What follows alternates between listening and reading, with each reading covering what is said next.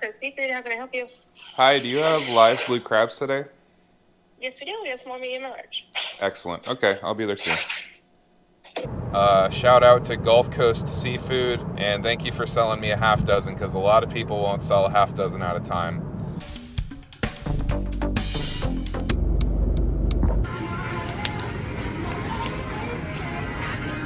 I just went to the International Food Store, and I got all kinds of seasonings.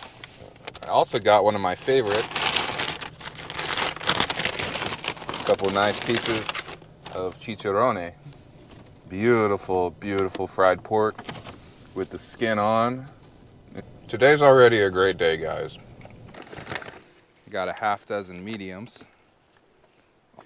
I clean my crabs while they're still alive, okay? And that is, well, there we go. There we go.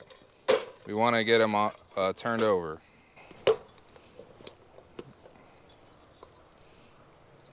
Yep, I know I'm going to get some comments. This is a female crab, but here in Florida, it's okay to harvest females as long as they don't have eggs.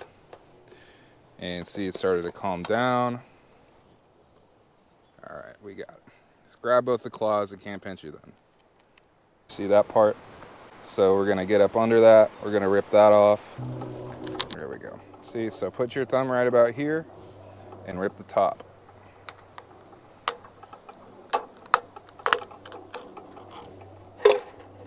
And then you want to scrape this part of it out. Got the dead man's fingers, that's the gills there. We're gonna take them out. Take that face part off here. And not a lot of guts left in there, so I'm not even gonna bother spraying it out. And that's ready to steam. On to the next one.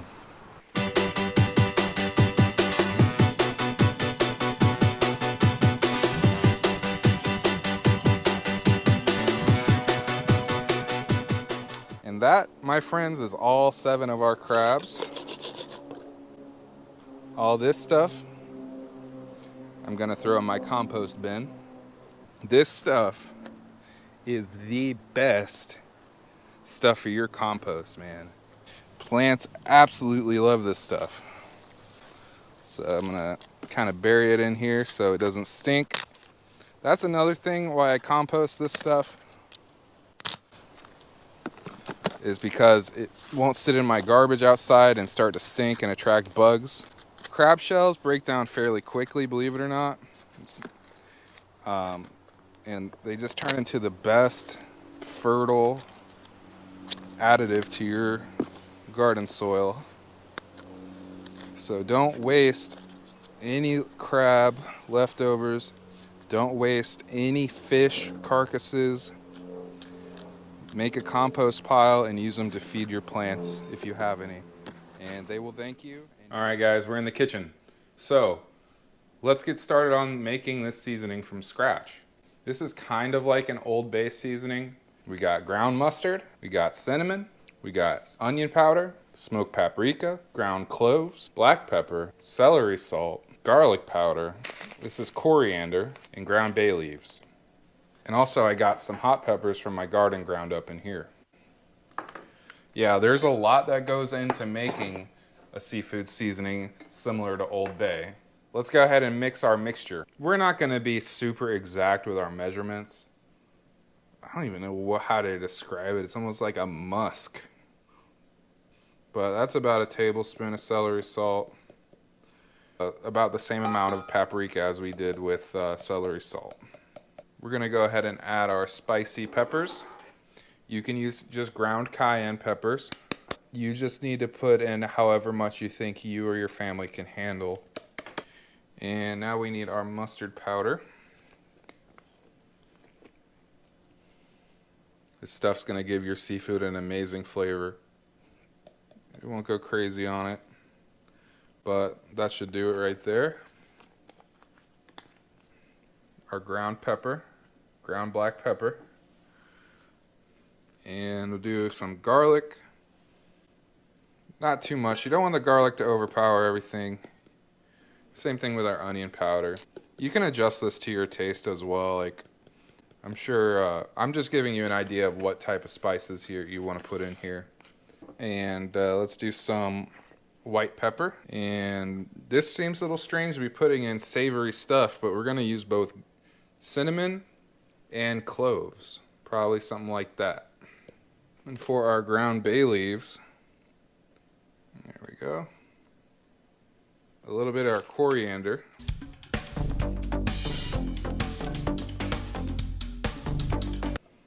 We're going to put our seasoning in this little doodad.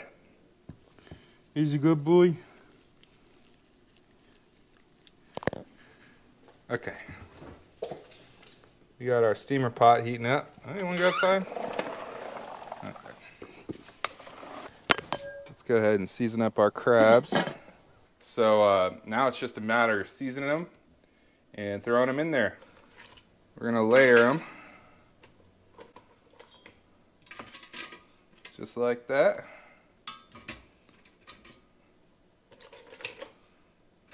I'm going to layer them like that, see?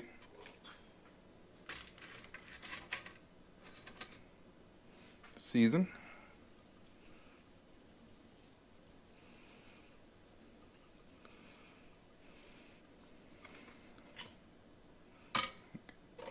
Claws popped off all over the place for me earlier. And then that. Claw. Claw. Claw. Now they're ready to throw onto the steamer when it's all set. Pardon me, pardon me. I filled the steamer with water, just enough to, enough to touch the bottom of this.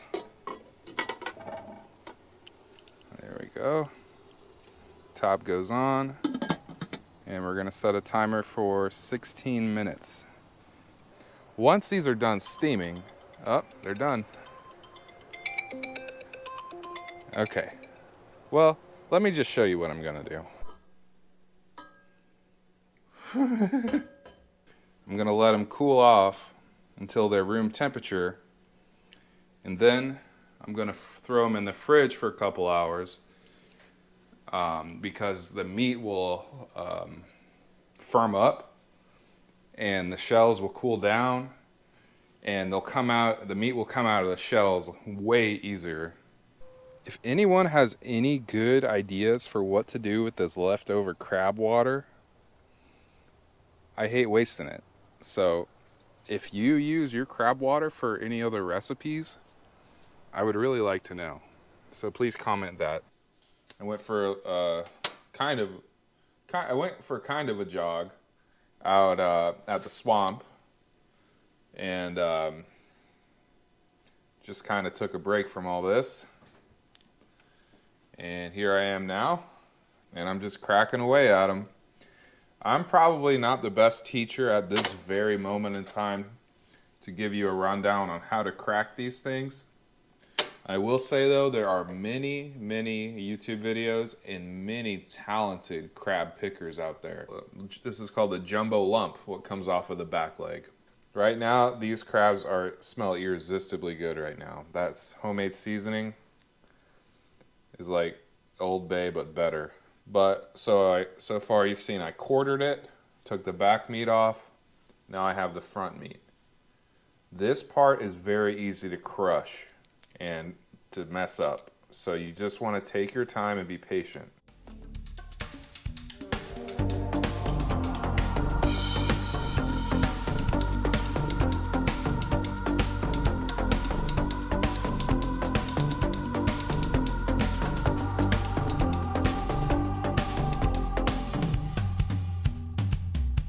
So we got Publix subs for tonight, and if you haven't experienced the eternal flame that is the Publix sub, this one is a chicken finger hot honey sub.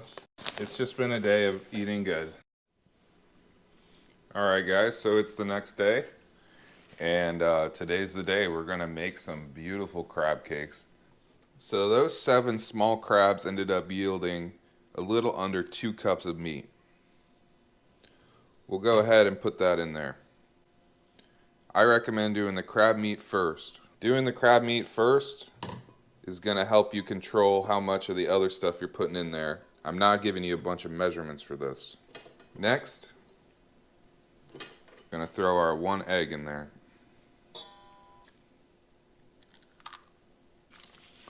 We're gonna add just a few saltine crackers. The best crab cakes have little to no filler. This is just gonna be a little bit of filler. So I got 4 saltine crackers here. We'll do that first and see if we need more than that. Get them nice and fine. You could always put this in a Ziploc bag and use a rolling pin or something and get it really fine.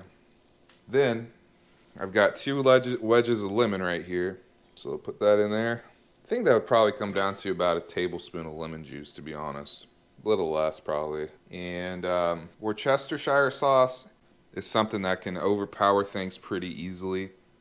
So just put like 1 or 2 squirts of it in there. I'm just gonna put just a little bit. We're gonna put 2 to 3 tablespoons of mayo.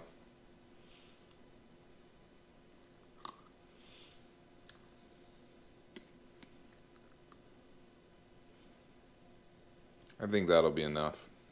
Now you want to put some Dijon mustard. That just gives it an awesome flavor. But again, you don't want to put too much. You don't want your mixture to be too wet. So, whoa, damn, dang, that just exploded in my hand. That's, I don't even really eat this stuff on its own, so it's kind of, I don't really like that.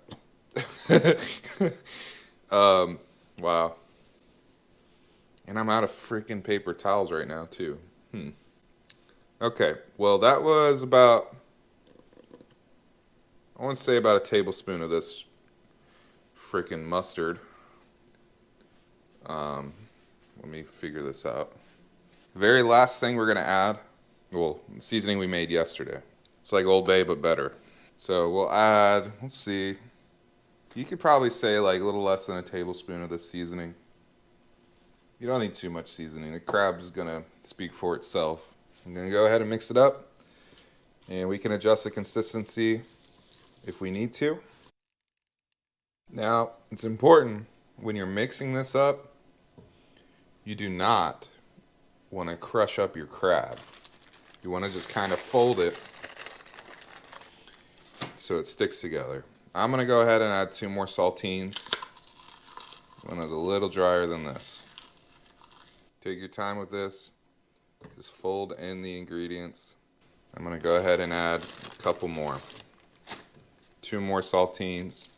4 plus 2 plus 2, we're up to 8 saltines. If you can maintain one big ball like this, basically good enough. This is just some plain vegetable oil, barely filling the bottom of the pan, and I'm using an ice cream scoop and making little cakes, no bigger than maybe a little bigger than a golf ball. And we'll go, I already put in my test dummy there, so we just do this. You don't want to overcrowd your pan because that will cool down the oil, and you don't want the oil to be too cool or else these things will turn out kind of greasy. They'll have time to absorb all the oil. So I got about 4 at a time in there right now. By the way, I'm about medium heat, a little less than medium. Fry these up until they're golden brown on one side, and then we'll flip them over. Perfect. See that color?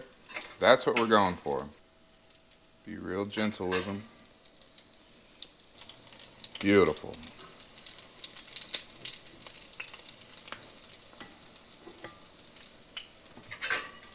If you need to use 2 utensils, do it. Seafood, as you know, cooks very quickly. The main thing is you just want the egg that we put in there to set up. Okay, it's been on there for about a minute. Now we're going to put it on to the wire rack.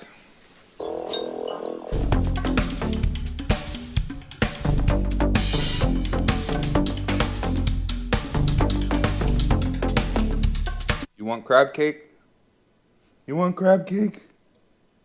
Alright, so this one is a quick one. This sauce. There's no measurements here either.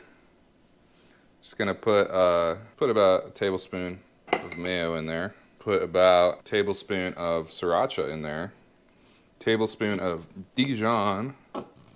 Gonna put some lemon in there. I'm just putting like this wedge of lemon. I think the lemon is the most important part of this sauce. And some black pepper. but I'm putting like 2 pinches. We'll put a little bit of this seasoning we made.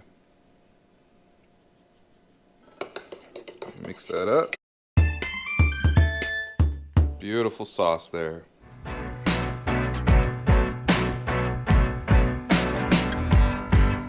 All right, everyone, we got these beautiful cakes here. We got our nice pink sauce. This just takes a lot of time and a lot of effort, especially if you get the crabs whole, and especially if you go and catch the crabs.